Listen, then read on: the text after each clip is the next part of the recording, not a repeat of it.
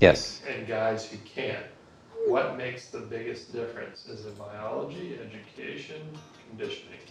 There are guys that can be good with tension, guys that can't. What makes the biggest difference? Biology, education, conditions, all of it. I would say that to some degree, there's probably some epigenetics and biology involved, depending on who you're born to, when you're born. There's also conditioning as you grow up, what environment you grew up in, what's your modeling that you went through. Does your father ground really well? Does your mother ground really well? Do your brothers ground really well?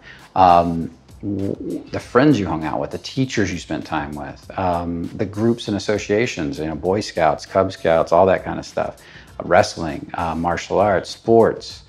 All of these things can affect over time how good you are with tension. And so if you're not born with it, you can grow it. I wasn't born with it. I didn't have a good role model in that area.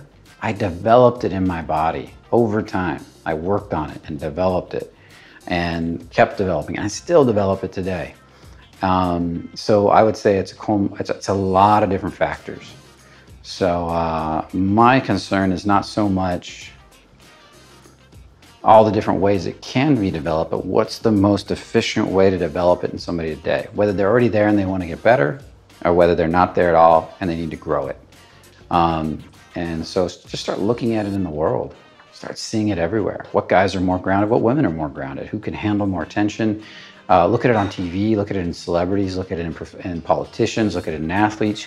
You'll see reactive and grounded versions of all of them and more reactive, ungrounded versions of all of them.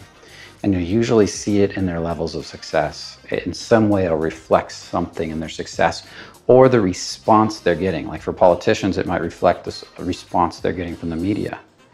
For actors, it could be the same way. Actors could be really grounded on set, but maybe off set, they're not as grounded. And this happens a lot with musicians and different entertainers too. Some people are really grounded doing their skill or whatever they're good at, but not grounded when they're not doing it.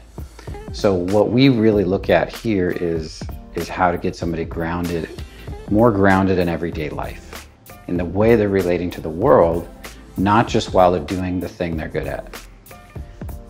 So hopefully that answers your question.